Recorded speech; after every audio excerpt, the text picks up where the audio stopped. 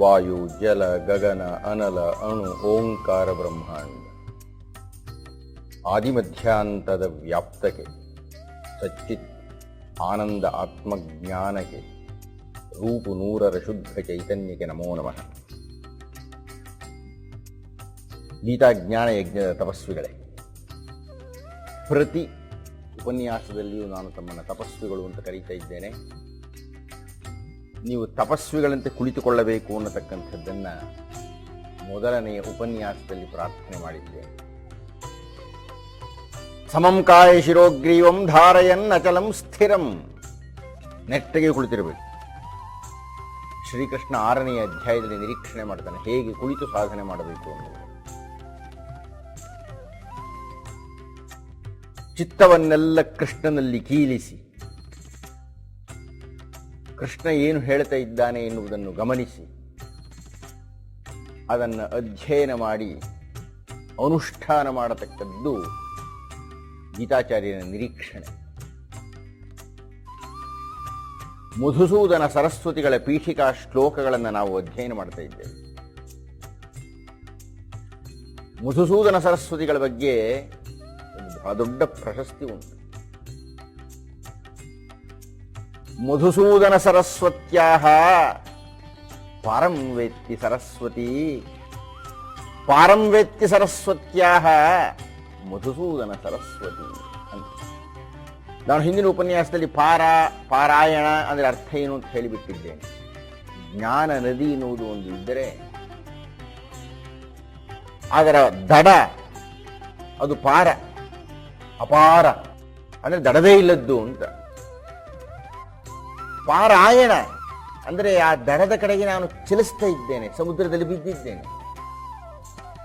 ಗೀತಾ ಸಾಗರದಲ್ಲಿ ಬಿದ್ದ ನಾನು ಆ ದಡಕ್ಕೆ ಹೋಗ್ತಾ ಇದ್ದೇನೆ. ದಡ ಯಾವುದಯ್ಯ ಅಂದರೆ ಬಹಳ ಸುಂದರವಾದ ಸೂತ್ರ ಇದು. ಮಧುಸೂದನ ಸರಸ್ವತ್ಯಾಹ ಪಾರಂ ಅಂದರೆ ಮಧುಸೂದನ ಸರಸ್ವತಿಗಳ ದಡ, ಮಧುಸೂದನ ಸರಸ್ವತಿಗಳ ಜ್ಞಾನದ ಅಂಚು. ಪಾರಂ ವೇತ್ತಿ ಸರಸ್ವತಿ, ಅಯ್ಯ ಮಧುಸೂದನ ಸರಸ್ವತಿಗಳ ಜ್ಞಾನದ ಪ್ರಭೆ, ಆ ಮಧುಸೂದನ ಸರಸ್ವತಿಗಳ ಬೋಧ ಪ್ರಪಂಚ. ಇದು ಯಾರಿಗಾದರೂ ಗೊತ್ತಿದೆ ಅಂದರೆ, ವೇತ್ತಿ ಯಾರಿಗಾದರೂ ಗೊತ್ತಿದೆ ಅಂದರೆ ಅದು ಸರಸ್ವತಿ ಗೊತ್ತಪ್ಪ. ಅಷ್ಟು ವಿಶಾಲವಾಗಿರತಕ್ಕಂಥ ಮೇಧಾವಿಯವರು, ಅಂಥ ಮನೀಷಿಯವರು. ಅಂದರೆ ಮಧುಸೂದನ ಸರಸ್ವತಿಗಳ ವಿದ್ವತ್ ಪ್ರಪಂಚದ ಸಂಪೂರ್ಣ ದರ್ಶನವನ್ನು ಮಾಡಲಿಕ್ಕೆ ಕೇವಲ ಸರಸ್ವತಿ ಸಾಧ್ಯ ಅನ್ರಿ. ಮಧುಸೂದನ ಸರಸ್ವತ್ಯಾಹ ಪಾರಂ ವೆತ್ತಿ ಸರಸ್ವತಿ, ಹಾಗೆ ಪಾರಂ ವೆತ್ತಿ ಸರಸ್ವತ್ಯಾಹ ಮಧುಸೂದನ ಸರಸ್ವತಿ. ಅಥವಾ ಸರಸ್ವತಿಯ ಶಕ್ತಿಯನ್ನು ಯಾರೇ ಅರ್ಥ ಮಾಡ್ಕೊಳ್ಬಹುದು, ಅದು ಮಧುಸೂದನ ಸರಸ್ವತಿಗಾಗ. ಅಂದರೆ ಸರಸ್ವತಿ ಹಾಗೂ ಮಧುಸೂದನ ಸರಸ್ವತಿಗಳನ್ನು ಸಮಾನ ಸ್ಥಾನದಲ್ಲಿ ಕೂಡಿಸಿ ಪ್ರಶಂಸೆ ಮಾಡಿದಂತಹ ಒಂದು ಪ್ರಶಸ್ತಿ ವಾಕ್ಯ. ಅಂತಹ ಮಧುಸೂದನ ಸರಸ್ವತಿಗಳು ತಾವೇ ಭಗವದ್ಗೀತೆಯ ಭಾಷ್ಯವನ್ನು ರಚಿಸಿಬಿಟ್ಟಿದ್ದಾರೆ. ಈ ಹಿಂದೆ ನಾನು ಚರ್ಚೆ ಮಾಡಿದಂತಹ ಅನೇಕ ಮಹಿಮಾನ್ವಿತರ ಸಾಲಿನಲ್ಲಿ ಬಹಳ ಪ್ರಸಿದ್ಧರಾಗಿದ್ದಾರೆ. ಅದ್ವೈತ ಸಿದ್ಧಾಂತದ ಮಂಡನಾಚಾರ್ಯರಾಗಿದ್ದಾರೆ. ಅವರು ಭಗವದ್ಗೀತೆಯನ್ನೆಲ್ಲ ಅಧ್ಯಯನ ಮಾಡಿ ಭಗವದ್ಗೀತೆಯ ಸಾರವನ್ನು ಅಥವಾ ಭಗವದ್ಗೀತೆಯ ಅಧ್ಯಯನಕ್ಕೆ ನಮ್ಮನ್ನು ಸಿದ್ಧ ಮಾಡತಕ್ಕಂಥ ಕೆಲವು ಶ್ಲೋಕಗಳನ್ನು ವಿರಚನೆ ಮಾಡಿದ್ದಾರೆ. ಅವುಗಳನ್ನು ಪ್ರಾರ್ಥನಾ ಶ್ಲೋಕಗಳು ಅಂತ ನಾವು ಹೇಳಿದ್ದೇವೆ. ಆ ಪ್ರಾರ್ಥನಾ ಶ್ಲೋಕಗಳನ್ನು ಅಧ್ಯಯನ ಮಾಡಿಕೊಳ್ಳಲಿಕ್ಕೆ ನಾವು ಸಾಗಬೇಕು.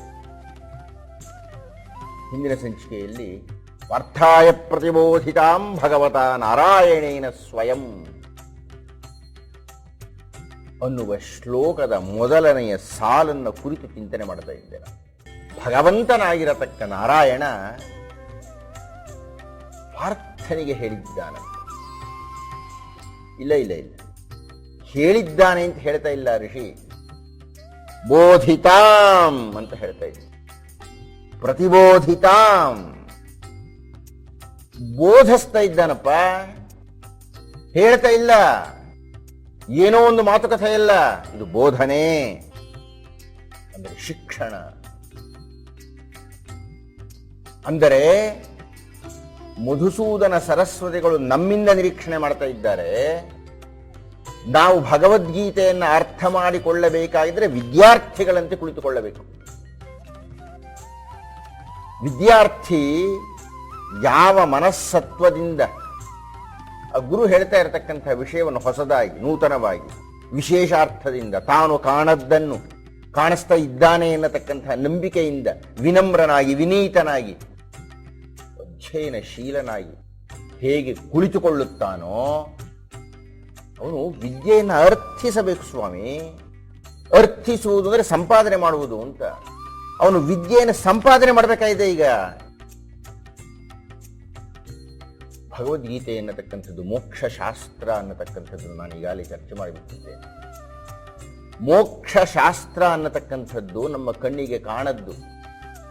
ಯಾರೋ ಅಲ್ಲಿ ಹೀಗೆ ಹೋಗಿ ನಿಮಗೆ ಆ ಮೋಕ್ಷ ಅನ್ನುವ ಫಲ ಸಿಕ್ಕಿಬಿಡುತ್ತೆ ಅಂತ ಹೇಳಲಿಕ್ಕೆ ಸಾಧ್ಯ ಇಲ್ಲದ್ದು, ಯಾರು ಎಳ್ಕೊಂಡು ಹೋಗಿ ಕೊಡಲಿಕ್ಕೆ ಸಾಧ್ಯವಿಲ್ಲದ್ದು. ಯಾಕೆ ಅಂದರೆ ಒಂದು ಸಲ ಮೋಕ್ಷ ಪ್ರಾಪ್ತಿಯಾಯಿತು ಅಂದರೆ ಮತ್ತೆ ವಾಪಸ್ ಬರೋ ಮಾತೇ ಇಲ್ಲ. ಇನ್ನು ನಿಮ್ಗೆ ಹೇಳಲಿಕ್ಕೆ ಹೇಗೆ ಸಾಧ್ಯ ಇದೆ? ಆದ್ದರಿಂದ ಅದೃಷ್ಟ ಅಂದ್ರೆ ದೃಷ್ಟಿಗೆ ಕಾಣದು, ಅದೃಷ್ಟ ಫಲ ಅದು. ಆ ಅದೃಷ್ಟ ಫಲದ ಕಡೆಗೆ ಹೋಗಬೇಕಾಗಿದ್ರೆ, ಆ ಮೋಕ್ಷ ಶಾಸ್ತ್ರವನ್ನು ಅಧ್ಯಯನ ಮಾಡಬೇಕಾಗಿದ್ರೆ ನಾವು ಅದನ್ನು ಗಳಿಸಬೇಕು. ಸ್ವಯಂ ಕೃಷಿ ಬೇಕದಕ್ಕೆ. ನಾನು ತಪಸ್ಸನ್ನು ಮಾಡದೆ ನನಗೆ ಮೋಕ್ಷ ಸಿಗೋದಿಲ್ಲ. ಹೀಗಾಗಿ ನಾನು ತಪಸ್ಸನ್ನು ಮಾಡಲಿಕ್ಕೆ ಕುಳಿತಾಗ ದೈವ ಅನುಗ್ರಹಿಸಬಹುದು. ಹನುಮಂತ ಕಾಯ್ತಾ ಇದ್ದ ರಾಮಾಯಣದಲ್ಲಿ. ರಾಮಾಯಣದ ಮಧ್ಯಭಾಗ ಆಯಿತು, ಹನುಮಂತನ ದರ್ಶನ ನಮಗಾಗಲಿಲ್ಲ, ಹನುಮಂತನಿಗೆ ರಾಮರ ದರ್ಶನವಾಗಲಿಲ್ಲ. ರಾಮನಿಗಾಗಿ ಕಾಯ್ತಾ ಇದ್ದ. ಕಾದು ಕಾದು ಕಾದು ಕಾದು ಕಾದು ಕಾದು ಸೂರ್ಯೋಪಾಸನೆಯನ್ನು ಮಾಡಿ, ಗಾಯತ್ರಿಯ ಪ್ರಣವವನ್ನು ಅಧ್ಯಯನ ಮಾಡಿ ಮಾಡಿ ಮಾಡಿ ಮಾಡಿ ಕೊನೆಗೆ ರಾಮನ ದರ್ಶನ ಆಯಿತು. ಅಂದರೆ ನೀವು ತಪಸ್ವಿಯಾಗಬೇಕು. ವಿಶ್ವಾಮಿತ್ರರು ತಪಸ್ಸು ಮಾಡಿ ಮಾಡಿ ಮಾಡಿ ಮಾಡಿ ಮಾಡಿ ಮಾಡಿ ಗಾಯತ್ರಿಯ ದರ್ಶನ. ಯಾವಾಗ ನಾವು ತಪಸ್ಸನ್ನು ಮಾಡುತ್ತೇವೋ ಆಗ ಗುರುವಿನ ಅನುಗ್ರಹ ಆಗುತ್ತೆ. ಆಗ ಗುರು ನಮಗೆ ನಮ್ಮ ಈ ಕಣ್ಣುಗಳಿಗೆ ಕಾಣದ್ದನ್ನು ತೋರಿಸುತ್ತಾನೆ. 11ನೇ ಅಧ್ಯಾಯದಲ್ಲಿ ಶ್ರೀಕೃಷ್ಣ ಈ ಮಾತನ್ನು ಹೇಳ್ತಾನೆ, ನತುಮಾಂ ಶಕ್ಯಸೇ ದ್ರಷ್ಟುಂ ಅನೇನೈವ ಸ್ವಚಕ್ಷುಷ. ಸ್ವಚಕ್ಷುಷ, ಅಯ್ಯ ನಿನ್ನ ಕಣ್ಣಿಂದ ಕಾಣೋಕೆ ಆಗೋದಿಲ್ಲ, ಅದಕ್ಕೆ ನಾನೇ ತೋರಿಸ್ಬೇಕು. ಹೀಗಾಗಿ ಸರಸ್ವತಿಗಳು ಹೇಳಿದರು, ಬೋಧಿತಾಂ ಪ್ರತಿಬೋಧಿತಾಂ. ಇದು ಬಹಳ ಪ್ರಧಾನವಾದಂತಹ ಗುಣವಾಚಕ ಅಲ್ಲಿ ಬರೋದು. ಪ್ರತಿಬೋಧಿತ, ಬರೀ ಬೋಧೆ ಮಾಡ್ತಾ ಇಲ್ಲ ಅವನು, ಪ್ರತಿಬೋಧಿತಾಂ. ಪ್ರತಿಬೋಧಿತಾಂ ಅಂದ್ರೆ ಅರ್ಥ ಏನಯ್ಯ ಅಂದ್ರೆ, ನೀವು ಕೇಳಿದ್ದಕ್ಕೆ ನಾನು ಹೇಳತಕ್ಕದ್ದು. ಸುಮ್ಮನೆ ಮೇಲೆ ಬಿದ್ದು ಹೇಳಿದ್ರೆ ಯಾರು ಕೇಳಿಸ್ಕೊಳ್ಳಲ್ಲ, ಶ್ರದ್ಧೆ ಇರೋದಿಲ್ಲ, ಆಸಕ್ತಿ ಇರೋದಿಲ್ಲ. ನೀವು ಕೇಳಿದಾಗ ನಾನು ಹೇಳಿದರೆ ಅದಕ್ಕೆ ಬೆಲೆ. ಯಾಕೆ ಅಂದ್ರೆ ನೀವು ಕೇಳಿದಾಗ ನಿಮ್ಮಲ್ಲಿ ಕೇಳ್ಮೆ ಅನ್ನುವುದಿರುತ್ತೆ. ಸ್ವಲ್ಪ ಹೇಳಿ ಅಂತ ಹೇಳಿದಾಗ ನಾನು ಹೇಳಿದಕ್ಕೆ ಹೊರಟ್ರೆ ನೀವು ಕೇಳ್ತೀರಿ, ಸುಮ್ಮನೆ ನಾನು ಹೇಳಿಕ್ ಹೋಗ್ಬಿಟ್ರೆ. ಆದ್ದರಿಂದ ನಾವು ನಮ್ಮ ಮುಂದಿನ ಉಪನ್ಯಾಸಗಳಲ್ಲಿ ನೀವು ಕಾಯ್ತಾ ಇರಬೇಕು. ಅರ್ಜುನ ಕೇಳ್ತಾನೆಯೋ ಕೃಷ್ಣ ಹೇಳ್ತಾನೆಯೋ. ಯಾವಾಗ ಅರ್ಜುನ ಬಾಯಿ ಬಿಟ್ಟು ಕೇಳುತ್ತಾನೋ ಆಗಲೇ ಭಗವದ್ಗೀತೆ ಶುರುವಾಗತಕ್ಕದ್ದು. ಭಗವದ್ಗೀತೆ ಸುಮ್ಮನೆ ಕೃಷ್ಣ ಹೇಳೋದಿಲ್ಲ. ಪ್ರತಿಬೋಧಿತಾಂ. ಮತ್ತೆ ಮತ್ತೆ ನಾವು ನೆನಪಿನಲ್ಲಿ ಇಟ್ಟುಕೊಳ್ಳಬೇಕಾದ್ದು, ನಾವು ಕೇಳಿಸಿಕೊಳ್ಳಲಿಕ್ಕೆ ಶುರು ಮಾಡಿದಾಗ, ಕೇಳಿಸಿಕೊಳ್ಳತಕ್ಕಂಥ ಅಭೀಪ್ಸೆ ನಮ್ಮಲ್ಲಿ ಹುಟ್ಟಿದಾಗ, ಆಗ ನಾವು ಕೇಳಿಸಿಕೊಳ್ಳಲಿಕ್ಕೆ ಯೋಗ್ಯವಾದದ್ದನ್ನು ಹೇಳಲಾಗುತ್ತೆ. ಅದನ್ನೇ ಗಣಪತ್ಯೋಪನಿಷತ್ತಿನಲ್ಲಿ ಒಂದು ನಿರೀಕ್ಷಣೆ ಅಂತ ಹೇಳ್ತಾರೆ. ಸಂಕಷ್ಟಹರ ಗಣಪತಿ ವ್ರತವನ್ನು ಮಾಡಿ ಆನಂತರ ಪಾರಾಯಣವನ್ನು ಮಾಡ್ತೀವಲ್ಲ ನಾವು, ಹಾಗೆ ಪಾರಾಯಣವನ್ನು ಮಾಡಿದಾಗ ಅಥರ್ವ ಶೀರ್ಷವನ್ನು ಓದಿದಾಗ ಆ ಅಥರ್ವ ಶೀರ್ಷದಲ್ಲಿ ಹೇಳತಕ್ಕಂಥ ಹೇಳಿಕೆ, ಅಶಿಷ್ಯಾಯ ನದೇಯಂ, ನದೇಯಂ ಕೊಡಬೇಡ. ಯಾರಿಗೆ? ಅಶಿಷ್ಯ, ಯಾರು ಶಿಷ್ಯರಲ್ಲವೋ ಅವರಿಗೆ ಕೊಡಬೇಡ. ಇದನ್ನು ಅಂದ್ರೆ ಮೊದಲು ನಾವು ಭಗವದ್ಗೀತೆಯ ಮುಂದೆ ಶಿಷ್ಯರಾಗಿ ಕುಳಿತುಕೊಳ್ಳಬೇಕು. ಏನೋ ಓದ್ತಾ ಇದ್ದೀನಿ ಅಂತ ಹೋದರೆ ಭಗವದ್ಗೀತೆ ಸಿದ್ಧಿಸುವುದಿಲ್ಲ. ಶಿಷ್ಯ ಸ್ವೀಕಾರ ಮಾಡಿ ಭಗವಂತ ನಮಗೆ ಆಶೀರ್ವಾದ ಮಾಡಬೇಕು. ಆದ್ದರಿಂದಲೇ ಮೊಟ್ಟ ಮೊದಲನೆಯ ಸಾಲು ಪಾರ್ಥಾಯ ಪ್ರತಿಬೋಧಿತಾಂ, ಬೋಧಿಸಲ್ಪಡಬೇಕು ಭಗವದ್ಗೀತೆ ನಮಗೆ. ಸುಮ್ಮನೆ ನಾವು ಓದಿದ್ರೆ ಭಗವದ್ಗೀತೆ ಅರ್ಥ ಆಗಿಬಿಡುತ್ತೆ ಅಂತ ಅಲ್ಲ, ಕೃಷ್ಣನೇ ಹೇಳಬೇಕು. ಯಾರಿಗೆ ಹೇಳಬೇಕು? ಇಷ್ಟು ಅದ್ಭುತವಾದಂತಹ ಆರಂಭ ನೋಡಿದೆ. ಪಾರ್ಥಾಯ ಪ್ರತಿಬೋಧಿತಾಂ. ಪಾರ್ಥ ಅಂದರೆ ಪೃಥೆಯ ಮಗ, ಪೃಥಾಪುತ್ರ. ಅವನಿಗೆ ಕೃಷ್ಣ ಹೇಳಿದ. ಅವನೇ ಅರ್ಜುನ. ಅರ್ಜುನನಿಗೆ ಕೃಷ್ಣ ಹೇಳಿದ ಮೇಲೆ ನಮಗೆ ಯಾಕ್ರಿ ಬೇಕದು? ಏನು ನಮಗೆ ಹೇಳ್ತಾ ಇದ್ದಾನೆಯೇ? ನಮಗೇ ಹೇಳ್ತಾ ಇರತಕ್ಕದ್ದು. ಪಾರ್ಥ ಅನ್ನತಕ್ಕಂಥದ್ದು ದ್ವಾಪರ ಯುಗಕ್ಕೆ, ಪೃಥಾಪುತ್ರ ಅಂತ. ಪಾರ್ಥ ಅಂದ್ರೆ ಮತ್ತೊಂದು ಅರ್ಥ ಪೃಥ್ವೀ ಪುತ್ರ. ನಾವೆಲ್ಲ ಪೃಥ್ವೀ ಪುತ್ರರೇ, ಈ ಭೂತಾಯಿಯ ಮಕ್ಕಳೇ ನಾವೆಲ್ಲ. ಪಾರ್ಥಾಯ ಪ್ರತಿಬೋಧಿತಾಂ ಅಂದರೆ ನಮಗೆ ಹೇಳ್ತಾ ಇದ್ದಾನೆ, ಈ ಭೂಮಿಜರಿಗೆ ಹೇಳ್ತಾ ಇದ್ದಾನೆ, ಈ ಭೂಮಿಯಲ್ಲಿ ಹುಟ್ಟಿದವರಿಗೆ ಕೃಷ್ಣ ಹೇಳ್ತಾ ಇದ್ದಾನೆ. ಸ್ವಾಮಿ, ನಮಗೆ ಪ್ರತಿನಿತ್ಯವೂ ನೂರಾರು ಸಮಸ್ಯೆಗಳಿದೆ, ಬೇಕು ಬೇಡಗಳಿದೆ, ವಿಧಿ ನಿಷೇಧಗಳಿದೆ, ಎಂಥ ನಿರ್ಣಯ ತಗೊಳ್ಳಬೇಕು ಅನ್ನತಕ್ಕಂಥದ್ರ ಬಗ್ಗೆ ಸಂದೇಹ ಇದೆ. ಇವೆಲ್ಲ ಪರಿಹಾರ ಆಗಬೇಕಾಗಿದ್ರೆ ಮನಸ್ಸು ಸ್ಥಿತಪ್ರಜ್ಞವಾಗಬೇಕಾಗಿದ್ರೆ, ಒಂದು ನಿರ್ಣಯವನ್ನು ತೆಗೆದುಕೊಳ್ಳುವುದಕ್ಕೆ ನಮ್ಮ ಮನಸ್ಸು ಸಿದ್ಧವಾಗಿದೆ ಅಂತ ಆಗಬೇಕಾಗಿದ್ರೆ ಅದಕ್ಕೆ ಒಂದು ಸಿದ್ಧತೆ ಬೇಕು. ಆ ಸಿದ್ಧತೆಗೆ ಒಂದು ಸಾಧನೆ ಬೇಕು. ಆ ಸಾಧನೆಗೆ ಒಂದು ದೀಕ್ಷೆ ಬೇಕು. ಆ ದೀಕ್ಷೆಯನ್ನು ಕೊಡತಕ್ಕವರು ಬೇಕು. ಹಾಗೆ ಕೊಡತಕ್ಕವನು ಶ್ರೀಕೃಷ್ಣ. ಪಾರ್ಥಾಯ ಪ್ರತಿಬೋಧಿತಾಂ. ಹೀಗಾಗಿ ನಾವು ಈ ಪೀಠಿಕಾ ಶ್ಲೋಕದ ಪ್ರಥಮ ಸಾಲನ್ನ ಇಷ್ಟು ಗಂಭೀರವಾಗಿ ಅಧ್ಯಯನ ಮಾಡಬೇಕು. ಪಾರ್ಥಾಯ ಪ್ರತಿಬೋಧಿತಾಂ ಭಗವತಾ ನಾರಾಯಣೇನ ಸ್ವಯಂ ವ್ಯಾಸೇನ ಗ್ರಥಿತಾಂ ಪುರಾಣ ಮುನಿನಾ ಮಧ್ಯೆ ಮಹಾಭಾರತಂ. ವೇದಗಳನ್ನು ನಾವು ಪ್ರಭು ಸಂಹಿತೆ ಅಂತ ಕರೆದು, ಪುರಾಣಗಳನ್ನು ನಾವು ಕಾಂತಾ ಸಂಹಿತೆ ಅಂತ ಕರೆದು. ಪುರಾಣಗಳು ಕಾಂತೆಯಂತೆ, ಪ್ರಿಯಪತ್ನಿಯಂತೆ ಅನುನಯಿಸಿ. ಪ್ರಭು ಸಂಹಿತೆ ಅಂದ್ರೆ ಹೇಗೆ ಮಾಡ್ರಿ, ಆದೇಶ, ಸುಗ್ರೀವಾಜ್ಞೆ, ಅದನ್ನು ಮೀರುವಂತಿಲ್ಲ, ಹೇಳ್ದಾಗ ಕೇಳಬೇಕು. ಕಾಂತಾ ಸಂಹಿತೆ ಹಾಗಲ್ಲ, ಹೀಗೆ ಮಾಡಿ ಸ್ವಲ್ಪ ಅಂತ ಅನುನಯಿಸ್ತಕ್ಕಂಥದ್ದು, ಅದನ್ನು ಮೀರುವಂತಿಲ್ಲ. ಆದರೆ ಪೌರಾಣಿಕವಾಗಿ ಕಾಂತಾ ಸಂಹಿತೆಯಂತೆ ಹೇಳಿದಾಗ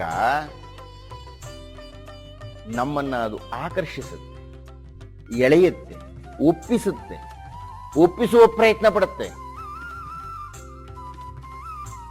ಆ ಒಪ್ಪಿಸತಕ್ಕಂಥ ಪ್ರಯತ್ನಗಳು ಅತ್ಯಂತ ಸರಳವಾಗಿರುತ್ತೆ, ಸಹೃದಯವಾಗಿರುತ್ತೆ. ಗೊಡಸಾಗಿರಲ್ಲ, ಪೆಡಸಾಗಿರಲ್ಲ, ಆದೇಶವಾಗಿರೋದಿಲ್ಲ. ವೇದಗಳು ಅಷ್ಟು ಗೊಡಸು, ಅರ್ಥ ಆಗೋದು ಬಹಳ ಕಷ್ಟ. ಪುರಾಣಗಳು ಹಾಗಲ್ಲ, ತುಂಬಾ ಸರಳ, ಕಥನಾತ್ಮಕ. ಅಂತಹ ಪುರಾಣಗಳು 18 ಪುರಾಣಗಳನ್ನು ವಿರಚನೆ ಮಾಡಿದ್ದಾರೆ. ವಿಷ್ಣು, ಮತ್ಸ್ಯ, ಕೂರ್ಮ, ವರಾಹ, ವಾಮನ, ಪದ್ಮ, ಗರುಡ, ಬ್ರಹ್ಮ, ಬ್ರಹ್ಮವೈವರ್ತ, ಬ್ರಹ್ಮಾಂಡ, ಭಾಗವತ, ಭವಿಷ್ಯ, ನಾರದ, ಶಿವ, ಲಿಂಗ, ಸ್ಕಂದ, ಮಾರ್ಕಂಡೇಯ, ಅಗ್ನಿ. 18 ಪುರಾಣಗಳು. ಈ ಒಂದೊಂದು ಪುರಾಣದಲ್ಲಿಯೂ ಆ ಪುರಾಣದ ಕಥಾನಾಯಕನ ಬಗೆಗಿನ ಚಿಂತನೆ ಕಥನಾತ್ಮಕವಾಗಿ. ಒಂದೊಂದು ಪುರಾಣಕ್ಕೂ ತನ್ನದೇ ಆಗಿರತಕ್ಕಂಥ ಒಬ್ಬ ಕಥಾನಾಯಕ, ತನ್ನದೇ ಆಗಿರತಕ್ಕಂಥ ಒಬ್ಬ ದೈವ. ಆ ದೈವದ ಸಾಹಸ, ಆ ದೈವದ ಪ್ರತಿಪಾದನೆ, ಆ ದೈವವನ್ನು ಅರ್ಚನೆ ಮಾಡತಕ್ಕ ರೀತಿ, ಅದನ್ನು ಲಭ್ಯ ಮಾಡಿಕೊಳ್ಳತಕ್ಕಂಥ ಸಾಧನೆ, ಇವೆಲ್ಲದರ ವಿವರಣೆ. ಇಷ್ಟೇ ಅಲ್ಲ, ಗಣೇಶ, ಸೌರ, ಸಾಂಬ, ಪರಾಶರ, ನಾರದೀಯ, ವಾಸಿಷ್ಠ, ಎಷ್ಟೆಲ್ಲ ಉಪಪುರಾಣಗಳುಂಟು ನಮ್ಮಲ್ಲಿ. 18 ಮಹಾಪುರಾಣಗಳು, 18 ಉಪಪುರಾಣಗಳು ಎಲ್ಲವೂ ವಿರಚಿಸಲ್ಪಟ್ಟಿತು. ಯಾರಿಂದ ವಿರಚಿಸಲ್ಪಟ್ಟಿತು? ವ್ಯಾಸೇನ ಗ್ರಥಿತಾಂ ಪುರಾಣ ಮುನಿನಾ ಮಧ್ಯೆ ಮಹಾಭಾರತಂ. ವ್ಯಾಸೇನ ಗ್ರಥಿತಾಂ. ವೈದಿಕ ಸಾಹಿತ್ಯಕ್ಕೂ ಪೌರಾಣಿಕ ಸಾಹಿತ್ಯಕ್ಕೂ ಇರತಕ್ಕ ಮೂಲಭೂತವಾದ ವ್ಯತ್ಯಾಸ, ವೈದಿಕ ಸಾಹಿತ್ಯ ಗ್ರಥಿತಾಂ ಅಲ್ಲ, ಅದು ಬರೆಯಲ್ಪಡಲಿಲ್ಲ, ಅದು ದರ್ಶನಶಾಸ್ತ್ರ. ಋಷಿಯೊಬ್ಬ ತಪಸ್ಸಿನಲ್ಲಿ ನಿರತನಾದಾಗ ಆ ಶೂನ್ಯದಲ್ಲಿ, ಗಗನದಲ್ಲಿ ಆತನಿಗೆ ಕಾಣಿಸ್ತು ಅಕ್ಷರಗಳು. ಹೀಗಾಗಿ ಆತ ಬರೆಯಲಿಲ್ಲ, ಆತ ಕಂಡ. ಅತೀಂದ್ರಿಯತ್ವ. ಋಗ್ವೇದದ ಭಾಷ್ಯಕ್ಕೆ ಭೂಮಿಕೆಯನ್ನು ಬರೆದಂತಹ ಸಾಯಣಾಚಾರ್ಯರು, ಯಾರಯ್ಯ ಅವನು ಋಷಿ ಅಂದ್ರೆ? ಅವನು ಹೇಗಯ್ಯ ಭಾಷ್ಯವನ್ನು ಬರೀಲಿಕ್ಕಾಗತ್ತೆ? ಅತೀಂದ್ರಿಯತ್ವಾತ್, ಇಂದ್ರಿಯಗಳ ಸಹಾಯವಿಲ್ಲದೆ. ಅವನು ಮನಸ್ಸನ್ನು ಯೋಚನೆ ಮಾಡಿ, ಕಣ್ಣಲ್ಲಿ ನೋಡ್ತಾ, ಕೈನಲ್ಲಿ ಬರೀತಾ, ಬರೆದನ್ನು ಹೊಡೆದಾಗ್ತಾ ಇಲ್ಲ. ಅತಿ ಇಂದ್ರಿಯಗಳನ್ನು ಮೀರಿ ಪರಮೇಶ್ವರಾನುಗ್ರಹೇಣ, ಯಾವುದೋ ಒಂದು ದೈವ ಸಂಕಲ್ಪದಿಂದ, ಯಾವುದೋ ಒಂದು ಶಕ್ತಿ ನಮ್ಮಿಂದ ಹೇಳಿಸಿಕೊಂಡು ಹೋಗುತ್ತದೆ. ಹಾಗೆ ಉದಾಹರಣೆಗೆ ಕುಮಾರವ್ಯಾಸ ಏನು ಕೂತು ಬರದನೇ ಇದನ್ನ? ಕೂತು ಬರೆದ್ರೆ ಹಾಗೆ ಬರೀಲಿಕ್ಕೆ ಆಗ್ತಾ ಇತ್ತೆ? ಕಷ್ಟಪಟ್ಟು ಬರೆಯಲಿಕ್ಕೆ ಸಾಧ್ಯವಿತ್ತೆ ಇದನ್ನ? ನಾರಣಪ್ಪನಿಗೆ ವೀರನಾರಾಯಣನ ಅನುಗ್ರಹವಾಗಿ ಬಿಡ್ತು. ಆ ವೀರನಾರಾಯಣನ ಗುಡಿಯ ಗರ್ಭಗುಡಿಗೆ ಅಂತರ್ಪಟವನ್ನು ಹಾಕಿ ಹೊರಗಡೆ ಕುಳಿತುಕೊಳ್ತಾ ಇದ್ದ. ಈಗಲೂ ನೀವು ಗದಗ್ಗೆ ಹೋಗಿ ಆ ವೀರನಾರಾಯಣ ದೇವಸ್ಥಾನವನ್ನು ನೋಡಿದರೆ ಅಲ್ಲಿ ಕುಮಾರವ್ಯಾಸನ ಕಂಬ ಅಂತ ತೋರಿಸ್ತಾರೆ. ಆ ಕಂಬದ ಹತ್ರ ಕುಳಿತುಕೊಳ್ತಾ ಇದ್ದ, ಒದ್ದೆ ಬಟ್ಟೆಯನ್ನು ಉಟ್ಟು ಕುಳಿತುಕೊಳ್ತಾ ಇದ್ದ. ಕುಳಿತುಕೊಂಡು ಕಂಠಪತ್ರ ತೆಗೆದುಕೊಂಡು ಕೊರೆಯಲಿಕ್ಕೆ ಶುರು ಮಾಡ್ತಾ ಇದ್ದ. ಬರೀತಾ ಇದ್ದಿದ್ದಲ್ಲ ಆಗಿನ ಕಾಲದಲ್ಲಿ. ಹಾಗೆ ಬರೆಯಲಿಕ್ಕೆ ಶುರು ಮಾಡಿದಾಗ ಆ ಗರ್ಭಗುಡಿಯ ಒಳಗಿನಿಂದ ಧ್ವನಿಗಳು, ಚೀರಾಟಗಳು, ಹಾರಾಟಗಳು, ಭೀಮನ ಮಾತು, ಸಿಂಹಗರ್ಜನೆ, ದ್ರೌಪದಿಯ ಮಂದಾನಿಲದ ಮಾತು ಇವೆಲ್ಲ ಕೇಳಿಸ್ತಾ ಇತ್ತು. ಕುಮಾರವ್ಯಾಸ ಪ್ರಯತ್ನ ಪಟ್ಟು ಬರೆದದ್ದಲ್ಲ. ಪ್ರಯತ್ನ ಪಟ್ಟರೆ ಅಷ್ಟು ಸೌಂದರ್ಯಪೂರ್ಣವಾಗಿರತಕ್ಕಂಥ, ಪ್ರಾಸಭರಿತವಾಗಿರತಕ್ಕಂಥ, ಧ್ವನಿಪೂರ್ಣವಾಗಿರತಕ್ಕಂಥ, ಅಲಂಕಾರಯುಕ್ತವಾಗಿರತಕ್ಕಂಥ ಅಂತಹ ರಸತ್ ಕಾವ್ಯ ಹುಟ್ಟಲಿಕ್ಕೆ ಸಾಧ್ಯ ಇತ್ತೆ. 600 ವರ್ಷಗಳಾದರೂ ಅಚ್ಚಳಿಯದೇ ಇರತಕ್ಕಂತಹ ಪ್ರಭಾವವನ್ನು ಬೀರತಕ್ಕಂಥ ಮಹಾನ್ ಕಾವ್ಯ. ತಾನು ಉಟ್ಟ ಬಟ್ಟೆಯ ಒದ್ದೆ ಆರುವ ತನಕ ಬರೀತಾ ಇದ್ದ. ಆ ಬಟ್ಟೆಯ ತೇವ ಆರತ ಇದ್ದಂತೆ ಆತನಿಗೂ ಉತ್ಸಾಹ ಕಡಿಮೆ ಆಗುತ್ತೆ. ಸಂಪೂರ್ಣವಾಗಿ ಬಟ್ಟೆ ಆರಿದ ಮೇಲೆ ಬರೆಯುವುದನ್ನು ನಿಲ್ಲಿಸ್ತಾ ಇದ್ದ. ಆತನಿಗೆ ಆದೇಶ ಹಾಗೆ ಆಗಿತ್ತು. ಈ ಗರ್ಭಗುಡಿಗೆ ತೆರೆ ಹಾಕಿ ಬಿಟ್ಟಿದ್ದೇವೆ, ಆ ತೆರೆಯನ್ನು ಸರಿಸಿ ನೋಡಬೇಡ. ಅಲ್ಲಿ ಏನು ವ್ಯಾಸರು ವಿರಚನೆ ಮಾಡಿದ್ದಾರೆ ಮಹಾಭಾರತ ಸಂಸ್ಕೃತದಲ್ಲಿ, ಅದೆಲ್ಲ ನನಗೆ ಬೋಧೆಯಾಗುತ್ತಾ ಹೋಗುತ್ತೆ. ಪಾರ್ಥಾಯ ಪ್ರತಿಬೋಧಿತ. ಆ ಬೋಧೆಯಾದದ್ದನ್ನು ನೀನು ಕನ್ನಡದಲ್ಲಿ ಇಳಿಸು. ಹೇ ಕುಮಾರವ್ಯಾಸ ಹೇಳಿದ, ಇದು ನಾನು ಬರೆದಿದ್ದಲ್ಲಯ್ಯ, ಇದು ಅತೀಂದ್ರಿಯತ್ವ ಸಾಯಣಾಚಾರ್ಯ ಹೇಳಿದ್ದು. ಅದಕ್ಕೆ ಯಾಕೆ ಹೇಳಿದ? ವೀರ ನಾರಾಯಣನೇ ಕವಿ, ಲಿಪಿಕಾರ ಕುವರವ್ಯಾಸ. ನಾನು ಸುಮ್ಮನೆ ಬರ್ಕೊಂಡೆ ಸ್ವಾಮಿ, ಅವನು ಹೇಳ್ತಾ ಹೋದ. ಅದನ್ನು ನಾನು ನನ್ನ ಮುಂದಿನ ಉಪನ್ಯಾಸದಲ್ಲಿ ನಿಮ್ಮ ಮುಂದೆ ಉಣಬಡಿಸಲಿದ್ದೇನೆ ಅಂತ ಹೇಳ್ತಾ ಇಂದಿನ ಉಪನ್ಯಾಸನ ಮುಕ್ತಾಯ ಮಾಡ್ತಾ ಇದ್ದೇನೆ. ನಮಸ್ಕಾರ. ವಿಘ್ನರಾಜ ವಿಶುದ್ಧವಾಣಿ ವಿಶಿಷ್ಟ ವಿಷ್ಣು ವಿಶೇಷ ಶಂಕರ. ವಾಯು ಜಲ ಗಗನ ಅನಲ ಅಣು ಓಂಕಾರ ಬ್ರಹ್ಮಾಂಡ. ಆದಿಮಧ್ಯಾಂತದ ವ್ಯಾಪ್ತಕ್ಕೆ, ಸಚ್ಚಿತ್ ಆನಂದ ಆತ್ಮಜ್ಞಾನಕ್ಕೆ, ರೂಪು ನೂರರ ಶುದ್ಧ ಚೈತನ್ಯಕ್ಕೆ ನಮೋ ನಮಃ.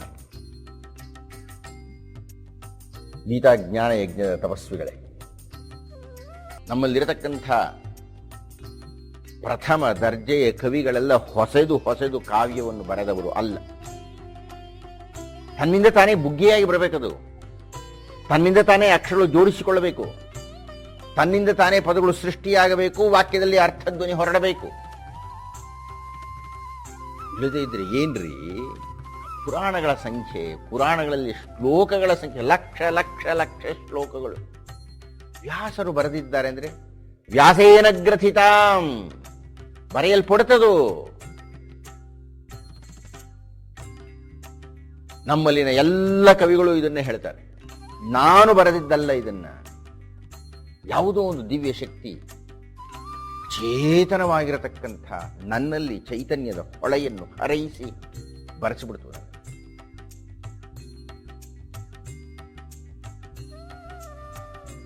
ವ್ಯಾಸರು ಕೃಷ್ಣನ ರೂಪವೇ. ವ್ಯಾಸಾಯ ಕೃಷ್ಣ ರೂಪಾಯ, ಕೃಷ್ಣ ರೂಪಾಯ ವ್ಯಾಸವೇ. ವ್ಯಾಸನೇಪ್ಪ ಕೃಷ್ಣ. ಅಲ್ಲಿ ಪಾರ್ಥನಿಗೆ ಬೋಧಿಸಿದ, ಇಲ್ಲಿ ವ್ಯಾಸನಲ್ಲಿ ಪ್ರವೇಶ ಮಾಡಿ ಬರೆಯಿಸಿ. ವ್ಯಾಸೇನ ಗ್ರಥಿತಾಂ ಪುರಾಣ ಮುನಿನ. ಅವನು ಪುರಾಣದ ಮುನಿಯವನು. 18 ಪುರಾಣಗಳನ್ನು ಬರೆದಂಥ ಮಹಾಶಕ್ತ ಆತ ಇದನ್ನು ಬರೆದಿದ್ದ. ಎಲ್ಲಿ ಬರೆದಿದ್ದಾನೆ? ಮಧ್ಯೆ ಮಹಾಭಾರತಂ. ಮಹಾಭಾರತದ ಮಧ್ಯಭಾಗದಲ್ಲಿ ಭಗವದ್ಗೀತೆಯನ್ನು ಬರೆದಿದ್ದಾನೆ. ಇದಕ್ಕೆ ಒಂದು ದೊಡ್ಡ ವ್ಯಾಖ್ಯಾನ ಉಂಟು ನಮ್ಮಲ್ಲಿ, ಬಹುಶಃ ನಿಜ ಇರಬಹುದು. ಭಗವದ್ಗೀತೆ ಕೇವಲ 700 ಶ್ಲೋಕಗಳನ್ನು ಪುರಾಣಿ ಪುಸ್ತಕ ಅದು. ಆದರೆ ಆ ಭಗವದ್ಗೀತೆಯ ಆಚೀಚೆ ಈ 700 ಮಂತ್ರಗಳ ಭಗವದ್ಗೀತೆಯನ್ನು ತನ್ನ ಒಡಲಿನಲ್ಲಿ ಹೊತ್ತಿರತಕ್ಕಂತಹ ಮಹಾಭಾರತ 1,00,000 ಶ್ಲೋಕ. 1,00,000 ಶ್ಲೋಕದ ಸಮುದ್ರ ಮಧ್ಯದಲ್ಲಿನ ಮಂದರ ಪರ್ವತ ಈ ಭಗವದ್ಗೀತೆ ಎನ್ನಬೇಕು. ಮಧ್ಯೆ ಮಹಾಭಾರತಂ. ಈ ಮಹಾಭಾರತ ಯಾಕಯ್ಯ ಹುಟ್ಟಿತು ಅಂತಂದ್ರೆ ಭಗವದ್ಗೀತೆಯನ್ನು ಸ್ಥಾಪನೆ ಮಾಡಲು. ಕುರುಕ್ಷೇತ್ರದ ಯುದ್ಧ ಆಗುವ ತನಕ ಕಥೆ ಬರ್ತದೆ. ಆ ಕಥೆ ಬಂದದ್ದು ಅಲ್ಲಿ ನಡೆದಂಥ ಘಟನೆಗಳೆಲ್ಲ ಯಾವುದಕ್ಕೆ ಅಂದ್ರೆ ಈ ಭಗವದ್ಗೀತೆಯನ್ನ ಕೃಷ್ಣನ ಬಾಯಿನಿಂದ ಉಪದೇಶ ಕೊಡಿಸಲಿಕ್ಕೆ.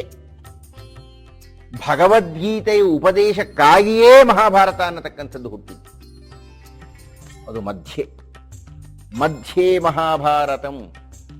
ಅತ್ಯಂತ ಆಶ್ಚರ್ಯಕರವಾದ ವಿಷಯ ಅಂದರೆ, ಪವಾಡ ಸದೃಶವಾಗಿರತಕ್ಕ ವಿಷಯ ಅಂದರೆ, ಆ 700 ಶ್ಲೋಕಗಳು ಇಡೀ ಪ್ರಪಂಚವೇ ಹಬ್ಬಿಬಿಟ್ಟಿದೆ.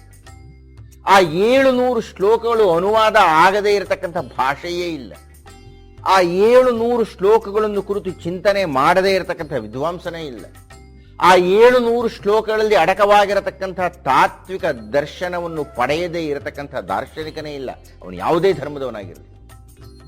ಹಾಗೂ ಇಡೀ ಮಹಾಭಾರತದ 1,00,000 ಶ್ಲೋಕಗಳು ಎಲ್ಲ ಭಾಷೆಗೂ ಅನುವಾದ ಆಗಿಲ್ಲ, ಆದರೆ ಭಗವದ್ಗೀತೆ ಆಗಿದೆ. ವ್ಯಾಸೇನ ಗ್ರಥಿತಾಂ ಪುರಾಣ ಮುನಿನಾ ಮಧ್ಯೆ ಮಹಾಭಾರತಂ. ಈ ಭಗವದ್ಗೀತೆ ಮಹಾಭಾರತದಲ್ಲಿ ಮಧ್ಯಭಾಗದಲ್ಲಿ ಉಂಟು ಅಂತ ಮಧುಸೂದನ ಸರಸ್ವತಿಗಳು ಯಾಕೆ ಹೇಳ್ತಾ ಇದ್ದಾರೆ? ಯಾವುದೋ ಒಂದು ಕಾರಣವಿಲ್ಲದೆ ಅದನ್ನು ಅವರು ಸ್ಥಾಪನೆ ಮಾಡ್ತಾ ಇಲ್ಲ. ಅದಕ್ಕೊಂದು ಕಾರಣ ಉಂಟು. ಅದು ಇತ್ತೀಚಿನ ದಿನಗಳಲ್ಲಿ ಆಧುನಿಕರಲ್ಲಿ ಚರ್ಚೆಗೆ ಗುರಿಯಾಗಿರತಕ್ಕ ವಿಷಯ. ಅವ್ರು ಹೇಳ್ತಾರೆ, ಸ್ವಾಮಿ, ಈ ಮಹಾಭಾರತ ಇದೆಯಲ್ರಿ, ಇದು ಎಲ್ಲ ವ್ಯಾಸರು ಬರೆದಿದ್ದಲ್ಲ. ವ್ಯಾಸರೇ ಹೇಳ್ಕೊಂಡು ಬಿಟ್ಟಿದ್ದಾರೆ ಒಂದು ಕಡೆಗೆ. ಜಯ ಅನ್ನತಕ್ಕಂಥ ಗ್ರಂಥ ನಾನು ಬರೆದೆ. ಜಯ ಅನ್ನತಕ್ಕಂಥ ಗ್ರಂಥ ಕೇವಲ 25,000 ಶ್ಲೋಕಗಳು ಇರತಕ್ಕದ್ದು. ಕಾಲಕ್ರಮೇಣ ಅದು 50,000 ಶ್ಲೋಕಗಳಾಗಿ ಹಿಗ್ಗಿತು. ಆಗ ಅದಕ್ಕೆ ಭಾರತ ಅನ್ನುವ ಹೆಸರು ಬಂತು. ಮತ್ತೊಂದಷ್ಟು ಶ್ಲೋಕಗಳೆಲ್ಲ ಸೇರಿತು, ಸಪಾದ ಲಕ್ಷ ಗ್ರಂಥ ಆಯಿತು. ಆಗ ಅದನ್ನ ಮಹಾಭಾರತ ಅಂತ ಕರೆದರು. ವಿದ್ವಾಂಸರು ಹೇಳ್ತಾರೆ, ಈ ಮಹಾಭಾರತದ 1,00,000 ಶ್ಲೋಕ ಸಂಪೂರ್ಣವಾಗಿ ವ್ಯಾಸರಿಂದ ವಿರಚಿತವಾಗಿದ್ದು ಅಲ್ಲ, ಕೇವಲ 25,000 ಶ್ಲೋಕಗಳು ಮಾತ್ರ ವ್ಯಾಸ ಮಹರ್ಷಿಗಳು ಬರೆದದ್ದು. ಆದ್ದರಿಂದ ಈ ಭಗವದ್ಗೀತೆ ಎನ್ನತಕ್ಕಂಥದ್ದು ಆ 25,000 ಶ್ಲೋಕಗಳ ಒಳಗೆ ಇತ್ತೋ ಇಲ್ವೋ ಗೊತ್ತಿಲ್ಲ. ಅದು ಕಾರಣ 25,000 ಶ್ಲೋಕಗಳ ವ್ಯಾಸಕೃತ ಭಾರತದಲ್ಲಿ ಭಗವದ್ಗೀತೆ ಇರಬಹುದು ಅನ್ನುವುದು ಸಂದೇಹಾಸ್ಪದವಾದ್ದರಿಂದ ಕೃಷ್ಣ ಇದನ್ನು ನೇರವಾಗಿ ಹೇಳಿದ್ದಾನೆ ಅಂತ ಹೇಗೆ ಹೇಳ್ತೀರಿ ನೀವು? ಆಮೇಲೆ ಯಾರೋ ಸೇರಿಸಿರ್ಬೋದು ಅನ್ನತಕ್ಕಂಥ ಒಂದು ವಿತಂಡ ವಾದ ಉಂಟು ನಮ್ಮಲ್ಲಿ. ಅದನ್ನು ಪರಿಹಾರ ಮಾಡಲಿಕ್ಕಾಗಿ ಮಧುಸೂದನ ಸರಸ್ವತಿಗಳು ಈ ಮಾತನ್ನು ಹೇಳ್ತಾ ಇದ್ದಾರೆ. ಮಧ್ಯೆ ಮಹಾಭಾರತಂ, ಮಹಾಭಾರತದ ಮಧ್ಯಭಾಗದಲ್ಲಿ ಉಂಟು. ನೀವು 25,000 ಶ್ಲೋಕವೇ ಭಾರತ ಅಂತಿರೋ, ಜಯ ಅಂತಿರೋ, ಮಹಾಭಾರತ ಅದರ ಮಧ್ಯದಲ್ಲಿದೆ ಕಣಯ್ಯ ಇದು. ಇದು ನಮಗೆ ಇನ್ನೂ ಖಚಿತವಾಗಿ ಅರ್ಥ ಆಗಬೇಕಾಗಿದ್ದರೆ ಒಂದು ವಿಷಯವನ್ನು ನಾವು ಅಧ್ಯಯನ ಮಾಡಬೇಕು. ಸ್ವಾಮಿ ಇವರೆಲ್ಲ ಹೇಳ್ತಾ ಇದ್ದಾರಲ್ಲ 25,000 ಶ್ಲೋಕಗಳಿತ್ತು ಮೊದಲು, ಆಮೇಲೆ 50,000 ಆಯಿತು, ಆಮೇಲೆ 1,00,000 ಆಯಿತು ಅಂತ. ಈ 1,00,000 ಶ್ಲೋಕಗಳಲ್ಲಿ ಆ 25,000 ಯಾವುದ್ರಿ? ಇದು ನಿಮಗೆ ಅರ್ಥ ಆಗಬೇಕಾಗಿದ್ದರೆ ನಾನು ಒಂದು ಪುಟ್ಟ ಪ್ರದರ್ಶನ ಮಾಡಬೇಕು. ಗಮನಿಸಿ, ಇದನ್ನು ನಾವು ಮಹಾಭಾರತದ ಒಂದು ಪಾತ್ರ ಅಂತ ಅಂದುಕೊಳ್ಳೋಣ.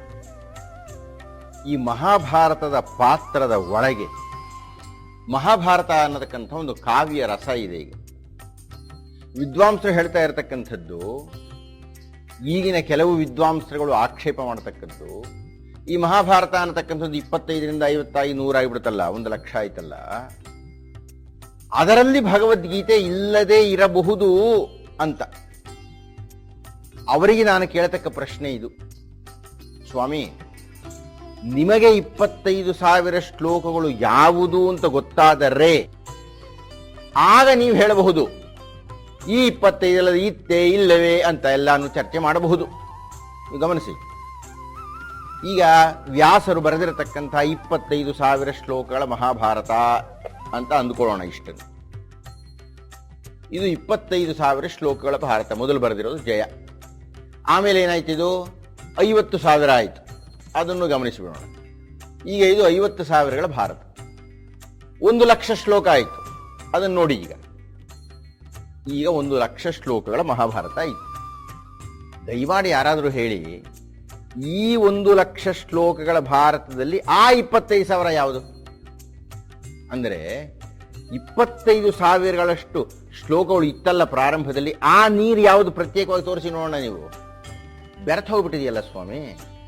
ಅಂದ ಮೇಲೆ ನಿಮಗೆ ಆ 25,000 ಶ್ಲೋಕಗಳು ಯಾವುದು ಅಂತ 1,00,000 ಶ್ಲೋಕಗಳಲ್ಲಿ ಹೇಳಲಿಕ್ಕೆ ಆಗದೇ ಇದ್ದಾಗ ಹೇಗಾಗತ್ರಿ? 5,000 ವರ್ಷಗಳ ಹಿಂದೆ ಅಂತ ನೀವು ವೈಜ್ಞಾನಿಕವಾಗಿ ಒಪ್ಕೊಂಡ್ಬಿಡ್ತೀರಿ. ಮಹಾಭಾರತ ರಚನೆ ಆಗಿಬಿಟ್ಟು 5,000 ವರ್ಷಗಳ ಹಿಂದೆ ವಿರಚನೆ ಆಗಿರತಕ್ಕಂಥ 1,00,000 ಶ್ಲೋಕಗಳನ್ನ ನೀವು ಇವತ್ತು ಕೂತ್ಕೊಂಡು ಯಾವ ಸಾಕ್ಷ್ಯದಿಂದ ಸಾಧನೆ ಮಾಡ್ಲಿಕ್ಕಾಗುತ್ತೆ? ಇದೇ 25 ಅಂತಂತ ನೀವು ಊಹಿಸಬಹುದು, ಚರ್ಚೆ ಮಾಡಬಹುದು, ಆದರೆ ಸಾಕ್ಷ್ಯ ಕೊಡ್ಲಿಕ್ಕೆ ನಿಮಗೆ ಸಾಧ್ಯ ಇಲ್ಲ.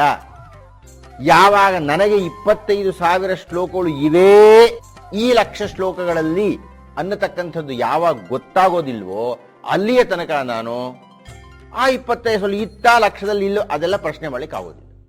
ಆದ್ದರಿಂದ ಮಧುಸೂದನ ಸರಸ್ವತಿಗಳು ಖಚಿತವಾಗಿ ಈ ಮಾತನ್ನು ಹೇಳ್ತಾ ಇದ್ದಾರೆ, ಮಧ್ಯೆ ಮಹಾಭಾರತಂ. ಅದಕ್ಕೆ ಮತ್ತೊಂದು ಅರ್ಥ ಉಂಟು. ಈ ಮಧ್ಯ ಅನ್ನತಕ್ಕಂಥದ್ದು ತುಂಬಾ ಸಾರಸರಸ್ವವಾಗಿರುತ್ತೆ. ಈ ದೇಹ ಇದೆ ಸ್ವಾಮಿ, ದೇಹ ಮಧ್ಯಭಾಗದಲ್ಲಿ ಬೆನ್ನು ಮೂಳೆ ಇದೆ. ಆ ಬೆನ್ನು ಮೂಳೆ ಇರೋದ್ರಿಂದಲೇ ಮನುಷ್ಯ ನಿಂತುಕೊಂಡಿದ್ದಾನೆ. ಅದು ಮಧ್ಯ. ಅದು ಒಂದು ಚಕ್ರ ಇದೆ, ಅದಕ್ಕೊಂದು ಕೇಂದ್ರವಿದೆ, ಅದು ಮಧ್ಯ. ಅದಿರೋದ್ರಿಂದಲೇ ಚಕ್ರ ಸುತ್ತಲಿಕ್ಕೆ ಸಾಧ್ಯ ಆಗ್ತಕ್ಕಂಥ ಮಧ್ಯೆ ಮಹಾಭಾರತಂ. ಅಯ್ಯ, ಭಗವದ್ಗೀತೆ ಅನ್ನತಕ್ಕಂಥದ್ದು ಕೇಂದ್ರ ಇದ್ದ ಹಾಗೆ. ಆ ಕೇಂದ್ರ 25ರಲ್ಲೂ ಇರಬೇಕು, 50ರಲ್ಲೂ ಇರಬೇಕು, 1,00,000ದಲ್ಲೂ ಇರಬೇಕು. ಆದ್ದರಿಂದ ಭಗವದ್ಗೀತೆಯನ್ನ ನೀವು ಸೇರುತ್ತೋ ಇಲ್ಲವೋ, ಕೃಷ್ಣ ಹೇಳಿದ್ನೋ ಅಲ್ಲೋ ಅನ್ನತಕ್ಕಂಥ ಸಂದೇಹ ಗರ್ಭ ಬೇಡ. 4ನೇ ಅಧ್ಯಾಯದ ಕೊನೆಯಲ್ಲಿ ಈ ಸಂದೇಹ ಅನ್ನತಕ್ಕಂಥದ್ದನ್ನು ಸುಡಬೇಕು ಅಂತಾನೆ ಕೃಷ್ಣ. ಸಂಶಯಾತ್ಮ ವಿನಶ್ಯತಿ ಅಂತಾನೆ. ಯಾರು ಸಂಶಯದಿಂದ ಆರಂಭ ಮಾಡ್ತಾರೋ ಅವನು ಹಾಳಾಗಿ ಹೋಗ್ಬಿಡ್ತಾನೆ ಅಂತ ಹೇಳ್ತಾರೆ. ನೀವು ಯಾವುದಾದ್ರು ನಂಬಿಕೆಯಿಂದ ಶುರು ಮಾಡಬೇಕು. ಯಾವುದಾದ್ರು ವ್ಯಾಪಾರ ಮಾಡ್ತಾ ಇದ್ದೀರಿ ಅಂದರೆ ಅದಕ್ಕೇನೋ ಬಂಡವಾಳ ಹಾಕ್ತಾ ಸೋತೋಗ್ಬಿಟ್ರೆ ಹೇಗೆ, ನಷ್ಟ ಆಗಿಬಿಟ್ರೆ ಹೇಗೆ ಅಂತ ನೀವು ಶುರು ಮಾಡಿದರೆ ಬೆಳೆಯೋದು ಹೇಗಾದ್ರೆಗೆ?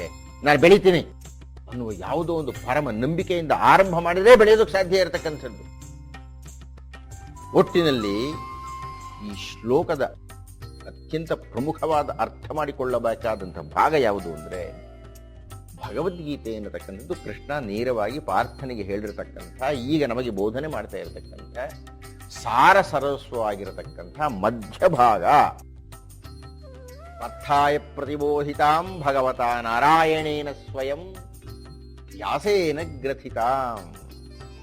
ಈ ಶ್ಲೋಕದಲ್ಲಿ ಇದೊಂದನ್ನು ನಾನು ಚರ್ಚೆ ಮಾಡಿದ್ದೆ. ಇನ್ನು ಪುರಾಣ ಮುನಿನ ಮಧ್ಯೆ ಮಹಾಭಾರತಂ ಆಯಿತು. ವ್ಯಾಸೇನ ಗ್ರಥಿತಾಂ, ಇದು ವ್ಯಾಸನಿಂದ ರಚಿಸಲ್ಪಟ್ಟಿತು ಅಂತ ಹೇಳ್ತಾ ಇದ್ದಾರೆ. ಉದ್ದೇಶ ಇದೆ ಹಾಗೆ ಹೇಳಲಿಕ್ಕೆ. ನಮ್ಮ ಪೌರಾಣಿಕ ಶಾಸ್ತ್ರವಷ್ಟೇ ಅಲ್ಲ, ಇಡೀ ಭಾರತದ ಕಲ್ಪನೆಯಲ್ಲಿ ಗಣಪತಿಗೆ ಆದ್ಯ ಸ್ಥಾನವುಂಟು. ಯಾವನೇ ಕವಿ ಅಥವಾ ಯಾವ ಕವಿ ಗಣಪತಿಯನ್ನು ನೆನಪಿಸಿಕೊಂಡು ತನ್ನ ಕಾವ್ಯವನ್ನು ಆರಂಭ ಮಾಡಿದ್ದಾನೋ, ನಮ್ಮ ಕಾವ್ಯ ಸಾಹಿತ್ಯ ಚರಿತ್ರೆ ಹೇಳಿಬಿಡುತ್ತೆ, ಆ ಕವಿಗಳು ಮಾತ್ರ ಇಲ್ಲಿಯ ತನಕ ಜನಮಾನಸದಲ್ಲಿ ದಾಖಲಾಗಿದ್ದಾರೆ. ಗಣಪತಿಯನ್ನು ಬಿಟ್ಟು ಬರದಂತಹ ಕಾವ್ಯಗಳು ಕೇವಲ ಪಂಡಿತರಲ್ಲಿದೆ ಅಷ್ಟೇನೆ, ಜನಸಾಮಾನ್ಯ ಹತ್ರಕ್ಕೆ ಬಂದಿಲ್ಲ. ಕೇವಲ ಗ್ರಂಥಗಳ ಪಟ್ಟಿಯಲ್ಲಿದೆ ಅಷ್ಟೇನೆ, ಜನರ ಹೃದಯದಲ್ಲಿ ತಮ್ಮ ಸ್ಥಾನವನ್ನು ಗಳಿಸಿಕೊಂಡಿದೆ. ಉದಾಹರಣೆಗೆ ಪಂಪ, ರನ್ನ, ಇವರನ್ನೆಲ್ಲ ನಾವು ಆದಿಕವಿ ಅಂತ ಕರಿತೀವಿ, ಮಹಾಕವಿ ಅಂತ ಕರಿತೀವಿ. ಆದರೆ ಯಾರು ಜನಸಾಮಾನ್ಯರ ಹತ್ತಿರ ಇಲ್ಲ. ಅವರೆಲ್ಲ ಅವರಿರ್ತಕ್ಕಂಥದ್ದು ಸ್ನಾತಕೋತ್ತರ ಪದವಿ ಇಲ್ಲೋ, ಪದವಿಯಲ್ಲಿ ಪಠ್ಯಪುಸ್ತಕಗಳಾಗಿಯೋ ಅಷ್ಟೇನೆ. ಆದರೆ ಕುಮಾರವ್ಯಾಸ, ಲಕ್ಷ್ಮೀಶ, ಗಜಮುಖನೆ ಮೆರೆವೆ ಕದಂತನೆ ನಿಜ ಗುಣಾಂತ ಪರಶುಧಾರನೆ ರಜತಗಿರಿ ಒಡೆಯನ ಕುಮಾರನೆ ವಿದ್ಯವಾರಿಧಿಯೇ ಅಜನು ಹರಿ ರುದ್ರಾದಿಗಳು ನೆರೆ ಭಜಿಸುತಿಹರ ಅನವರತ ತ್ರಿಜಗ ವಂದಿತ ಗಣಪ ಮಾಳ್ಪುದು ಮತಿಯ ಮಂಗಳವ. ಕುಮಾರವ್ಯಾಸ ಗಣಪತಿಯನ್ನು ಸ್ತುತಿ ಮಾಡಿದ. 600 ವರ್ಷಗಳಾದರೂ ಇದ್ದಾನೆ ನಮ್ಮ ಜೊತೆ. ಪ್ರಸ್ತುತದೊಳಗೆದ ಮುಂಬೆಳಗಮರದಂತದ ಗಭಸ್ತಿರಮಪೂರ್ವ ಸಂಧ್ಯಾರುಣಂ ಬಾಳ ವಿನ್ಯಸ್ತ ಸಿಂಧೂರ ಮಂಕುರಿಪ ಬಿಸಿಲೊಡನೆ ಮೂಡು ಬೆಳನೇ ಸರೆಸೆವ ಭದ್ರಾಕೃತಿಯೊಳಪ್ಪುವ ಸಮಸ್ತ ಸಿದ್ಧಿ ಪ್ರದಾಯಕ ವಿನಾಯಕ ಮಾಳ್ಪುದು ಯಮಗೆ ನಿರ್ವಿಘ್ನತೆಯನ್ನು ಲಕ್ಷ್ಮೀಶ ಹೇಳಿದ. 500 ವರ್ಷಗಳಾದರೂ ಬರ್ತಾ ಇದೆ.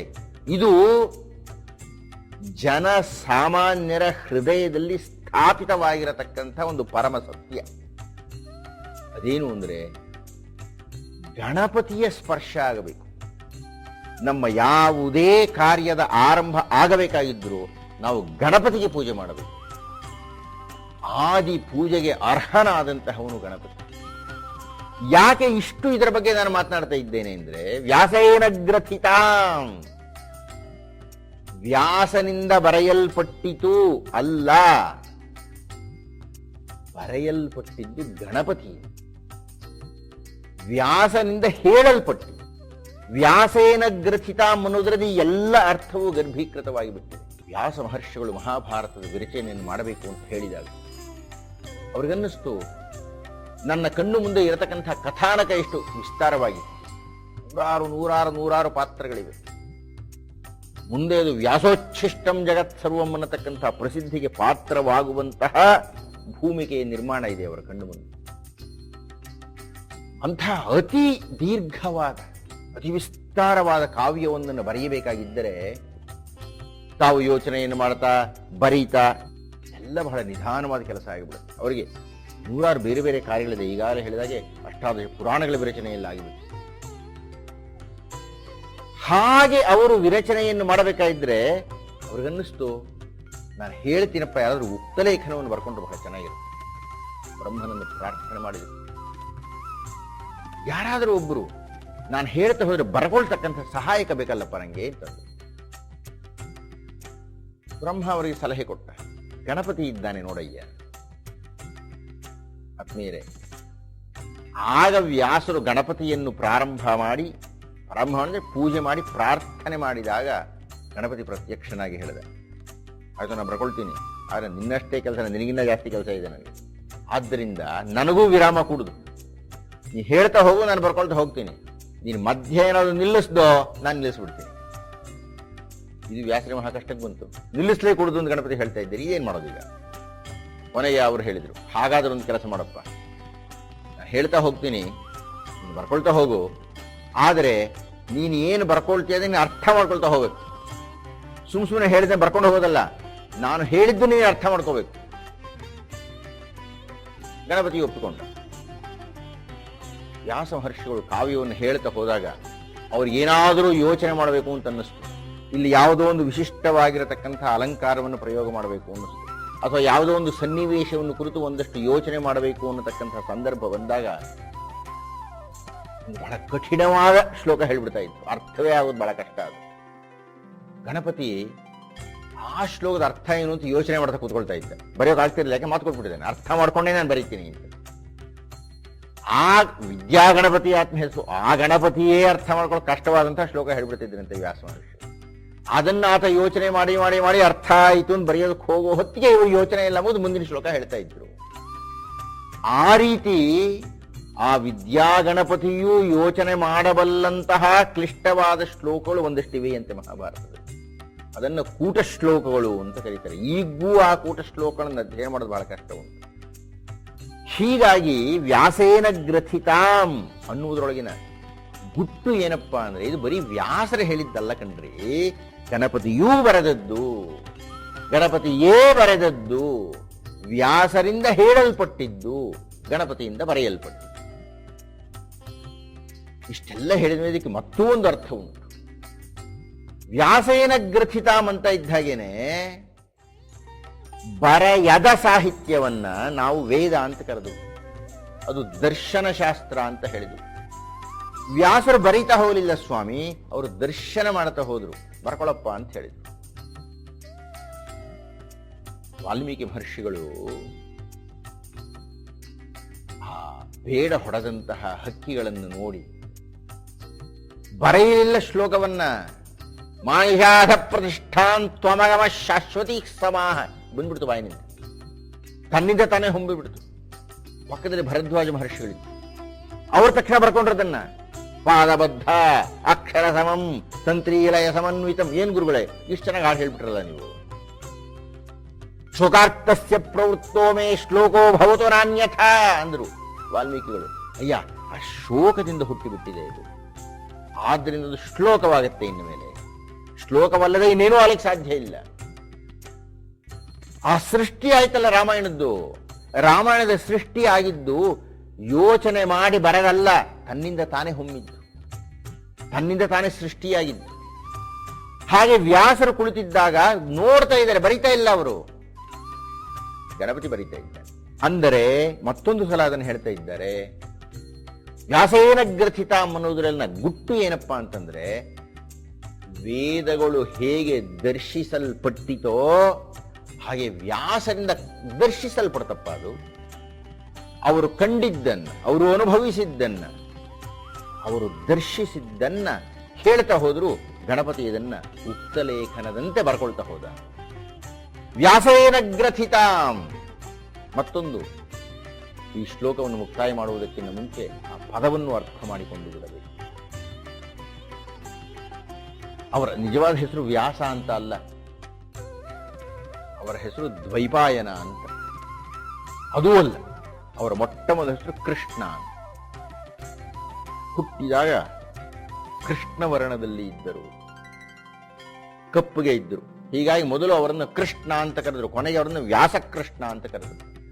ಆದರೆ ಕೃಷ್ಣನಾಗಿದ್ದಾತ ದ್ವೈಪಾಯನನಾದ. ದ್ವೈಪಾಯನ ಅಂತ ಯಾಕಾಯಿತು ಅಂದ್ರೆ, ಯಮುನಾ ನದಿಯ ತೀರದಲ್ಲಿ ವ್ಯಾಸ ಮಹರ್ಷಿಗಳ ಉದ್ಭವ ಆಗಿದೆ. ವ್ಯಾಸ ಮಹರ್ಷಿಗಳು ಹುಟ್ಟಿದ್ದು ಯಮುನಾ ನದಿಯಲ್ಲಿ. ಹೀಗಾಗಿ ಅವರಿಗೆ ದ್ವೈಪಾಯನ ಅನ್ನತಕ್ಕಂಥ ಹೆಸರು ಬಂತು. ಆದರೆ ವ್ಯಾಸ ಇದು ಹೆಸರೇ ಅಲ್ಲ ಅರ್ಥದಲ್ಲಿ. ವ್ಯಾಸ ಅನ್ನತಕ್ಕಂಥದ್ದು ಒಂದು ಪ್ರಶಸ್ತಿ, ವ್ಯಾಸ ಅನ್ನತಕ್ಕಂಥದ್ದು ಒಂದು ಬಿರುದು. ಅದನ್ನು ನಾನು ನನ್ನ ಮುಂದಿನ ಉಪನ್ಯಾಸದಲ್ಲಿ ನಿಮ್ಮ ಮುಂದೆ ಉಣಬಡಿಸಲಿದ್ದೇನೆ ಅಂತ ಹೇಳ್ತಾ ಇಂದಿನ ಉಪನ್ಯಾಸವನ್ನು ಮುಕ್ತಾಯ ಮಾಡ್ತಾ ಇದ್ದೇನೆ. ನಮಸ್ಕಾರ.